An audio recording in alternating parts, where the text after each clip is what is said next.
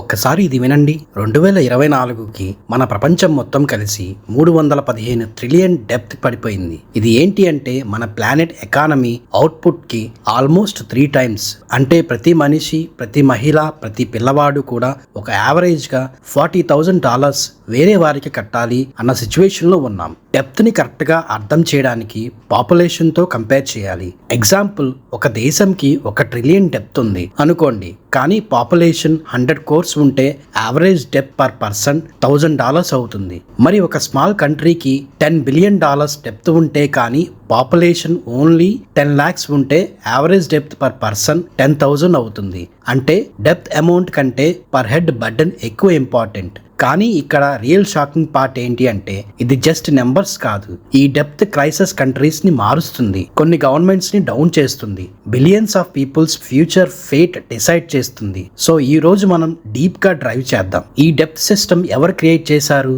ఎలా మన వరల్డ్ ఈ స్టేజ్ కి వచ్చింది, మరీ మోస్ట్ ఇంపార్టెంట్ గా ఇది మీ ఫ్యూచర్ కి ఏంటి మీనింగ్. డెప్త్ యొక్క ఏన్షియంట్ రూట్స్. డెప్త్ అంటే మన మోడర్న్ వరల్డ్ లో క్రియేట్ అయింది అనుకుంటాము, కానీ ట్రూత్ ఏంటి అంటే అది థౌజండ్స్ ఆఫ్ ఇయర్స్ నుంచి ఉంది. మెసోపోటమియాలో 2400 BC నుంచి ఫార్మర్స్ సీడ్స్ ఆర్ క్వాలిటీ తెచ్చుకొని హార్వెస్ట్ కాక ఇంట్రెస్ట్ తో రీపే చేయడం స్టార్ట్ చేశారు.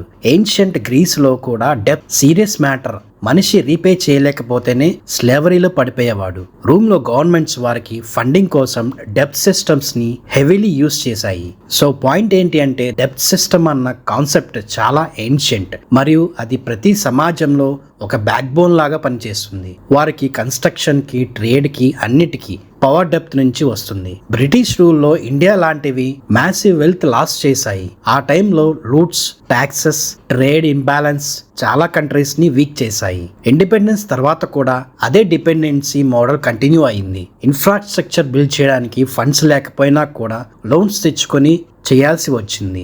డెప్త్ ని ఎలా మెజర్ చేస్తారు? ఒకవేళ మీకు ఒక డౌట్ రావచ్చు, డెప్త్ అంత పెద్ద మ్యాటర్ అని చెప్పుకుంటున్నారు కానీ అది ఎలా మెజర్ చేస్తారు? జస్ట్ మనీ కౌంట్ చేసి చెప్తారా లేదా ఎలా?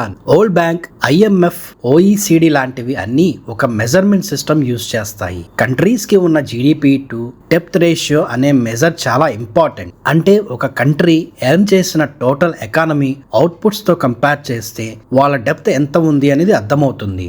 ఎగ్జాంపుల్ చూద్దాం. ఒక కంట్రీకి GDP $1 trillion ఉంది, డెప్త్ $500 billion ఉంది. అంటే రేషియో 50%. కానీ సేమ్ GDPకి డెప్త్ $2 trillion అయితే రేషియో 200 అవుతుంది. అది ఆ కంట్రీకి danger signal. So bottom line ఏంటి అంటే డెప్త్ ని జస్ట్ నెంబర్ తో కాదు, GDPతో కంపేర్ చేస్తే రియల్ పిక్చర్ క్లియర్ గా కనిపిస్తుంది. ఇప్పుడు ఒకసారి మనం చూద్దాం ఎవరు వరల్డ్ లో biggest depth holder. And United states world richest country అని చెప్పొచ్చు, కానీ at the same time world's biggest depth కూడా ట్రిలియన్స్ ఆఫ్ డాలర్స్ లో డెప్త్ ఉంది.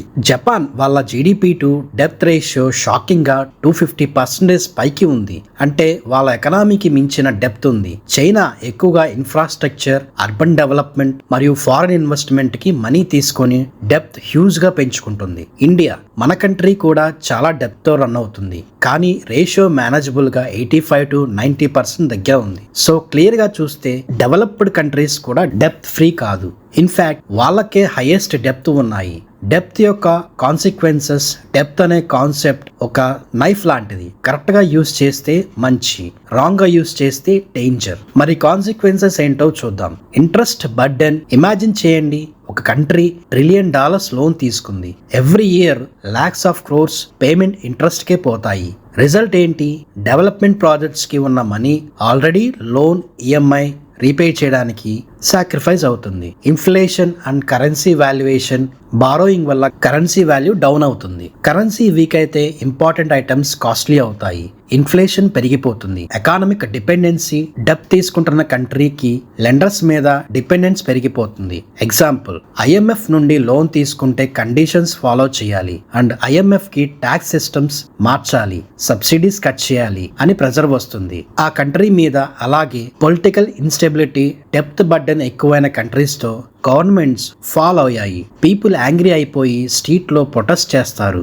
శ్రీలంక ఎగ్జాంపుల్ రీసెంట్ గా మనం చూసాం. అలాగే నేపాల్ కూడా. సో కంక్లూజన్ ఏంటి అంటే డెప్త్ అన్నది ఒక నెససరీ. ఈవెన్ యూస్ చేస్తే డెవలప్మెంట్ జరుగుతుంది, ఓవర్ యూస్ చేస్తే కొలాప్స్ కూడా అవుతుంది. రీసెంట్ గా గ్లోబల్ డెప్త్ క్రైసిస్ ఎలా ఉన్నాయో చూద్దాం. 2020 నుంచి వరల్డ్ లో డెప్త్ లెవెల్స్ రాకెట్ స్పీడ్ లో పెరిగాయి. ఎందుకు? COVID-19 పాండమిక్ వల్ల. గవర్నమెంట్ $1 ట్రిలియన్ స్పెండ్ చేశాయి. Stimulus packages, free health care kits, vaccine అని మనీ తీసుకొని ఫండ్ చేశారు. ఉక్రెయిన్ వార్ వల్ల ఎనర్జీ కాస్ట్ డెఫిషియన్స్ పెరిగాయి. కంట్రీస్ మోర్ లోన్స్ తీసుకొని ఎకనామిక్ రన్ చేశాయి.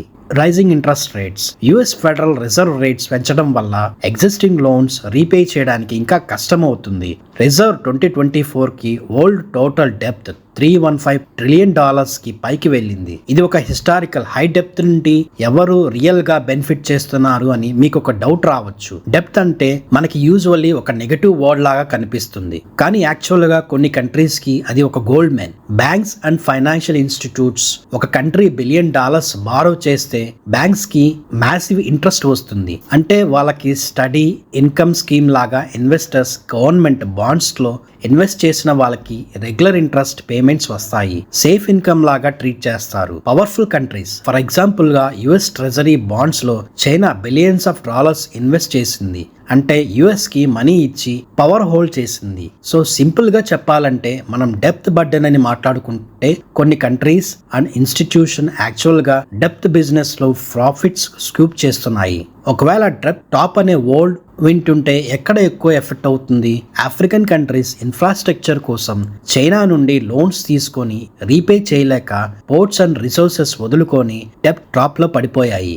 శ్రీలంక హామినోటోవా ఫోటోని 99 ఇయర్స్ లీజ్ కి చైనాకి ఇచ్చి రీపే చేయలేక ట్రాప్ లో పడింది. అలాగే పాకిస్తాన్ IMF దగ్గర నుండి, చైనా దగ్గర నుండి, యుఎస్ దగ్గర నుండి భారీ మొత్తం అప్పులు తీసుకొని ఇప్పుడు ఆ ట్యాక్సెస్ కట్టుకోవటానికి మనీ సరిపోతుంది. రీసెంట్ డెవలప్మెంట్స్ ఏమీ చేయలేకపోతుంది పాకిస్తాన్. అలాగే మన కంట్రీ సిచ్యువేషన్ మేనేజబుల్ గా ఉంది, కానీ ఎక్స్టర్నల్ డెప్త్ పెరుగుతుంది. ఇన్ఫ్రాస్ట్రక్చర్ అండ్ డెవలప్మెంట్స్ కి లోన్స్ తెచ్చుకుంటున్నాము, కానీ రేషియోస్ సేఫ్ జోన్ లో ఉంది. ఇండియాకి డెప్త్ పెరిగిన కంపేర్ చేస్తున్నప్పుడు యుఎస్ జపాన్ లాగా డేంజర్ సిచ్యువేషన్ కాదు. మన గ్రోత్ ఎక్కువ కాబట్టి మేనేజబుల్, కానీ ఇంట్రెస్ట్ బర్డెన్ పెరిగితే defence spending and welfare programmes కి కట్స్ వస్తాయి. సో లెసన్ ఏంటి అంటే డెప్త్ తీసుకోవటం రాంగ్ కాదు, కానీ ఎక్సెసివ్ బారోయింగ్ రాంగ్. ప్రాజెక్ట్ లో యూజ్ చేయడం వల్ల కంట్రీ ఫ్యూచర్ జనరేషన్ కూడా రీపే చేయాలి అనే సిచ్యువేషన్ కి వెళ్తుంది. ఇప్పుడు క్వశ్చన్ ఏంటి అంటే ఫ్యూచర్ లో డెప్త్ సిస్టమ్ ఎలా ఉంటుంది? ఎక్స్పర్ట్స్ చెప్తున్నారు డెప్త్ అంత పెరిగిపోతుందంటే ఒక డేకి సస్టైనబుల్ కాదు. ఒక రీసెంట్ ఆర్ రీఫార్మ్ కంపల్సరీగా వస్తుంది. Digital currencies, new trade systems మరియు గ్లోబల్ కోఆపరేషన్ తో కొత్త రూల్స్ క్రియేట్ చేయాల్సిన టైం వస్తుంది మనకి. ఇంపార్టెంట్ పాయింట్ ఏంటి అంటే ఈ గ్లోబల్ డెప్త్ గేమ్స్ అన్నీ మనకి డిస్టెన్స్ అనిపించిన ఎఫెక్ట్ డైరెక్ట్ గా మన లైఫ్ మీదే ఉంటుంది. ఇంట్రెస్ట్ రేట్స్ పెరిగితే మనం EMI కూడా పెరుగుతుంది. ఇన్ఫ్లేషన్ పెరిగితే petrol, vegetables, daily items costly అయిపోతాయి. గవర్నమెంట్స్ కి బర్డన్ పెరిగితే జాబ్ సబ్సిడీస్ మరియు సర్వీసెస్ కట్ అవుతాయి. నేను చాలా వీడియోస్ లో చెప్పా, ఈ ఫ్రీ పథకాలు అనేవి కట్ చేస్తేనే మన కంట్రీ చాలా ముఖ్యం. ఫస్ట్ ఈ డెప్స్ అనేవి క్లియర్ చేస్తే మన ఇండియా చాలా అంటే చాలా ఫాస్ట్ గా డెవలప్ అవుద్ది. ఈ free schemes important, like education, health ఇలాంటివి చేస్తే చాలా important. So bottom line depth system అంటే జస్ట్ పేపర్ మీద నెంబర్స్ కాదు, ఇది మన లైఫ్ స్టైల్, మన ఇన్కమ్ మరియు ఫ్యూచర్ డెసిషన్స్ ని షేప్ చేస్తుంది. ఈ రాబిట్ హోల్ లో మనం చూసాం మెసోపోటమియా నుండి స్టార్ట్ అయిన డెప్త్ స్టోరీ 2024 కి $315 ట్రిలియన్ వరకు వచ్చింది. ఏన్షియంట్ ఫార్మర్స్ కి స్లేవరీ ప్రాబ్లం లాగా మోడర్న్స్ లో మనకి లోన్స్, EMIs, ట్యాక్సెస్ లాగా రిఫ్లెక్ట్ అవుతుంది. సో క్వశ్చన్, డెప్త్ సిస్టమ్ మనకి సర్వే చేస్తుందా లేదా మనం డెప్త్ సిస్టమ్ కి స్లేవ్ అయిపోయామా? ఆన్సర్ సెట్ చేయడం మనలోని ప్రతి జనరేషన్ రెస్పాన్సిబిలిటీ. సో ఇక్కడి వరకు చూసారంటే వీడియో మీకు నచ్చినట్లు అనుకుంటున్నాను. సో వీడియోకి ఒక లైక్ కానీ కమెంట్ కానీ చేయండి. అలా చేస్తే ఈ వీడియో మరింత మందికి వెళ్తుంది. దీని గురించి మీరేమనుకుంటున్నారో కామెంట్స్ లో కూడా తెలియచేయండి. ఇలాంటి మరిన్ని ఇన్ఫర్మేటివ్ వీడియోస్ కోసం మన ఛానల్ ఇప్పుడే సబ్స్క్రైబ్ చేసుకొని బెల్ ఐకాన్ ప్రెస్ చేయండి. Thanks for watching. నెక్స్ట్ వీడియోలో కలుద్దాం.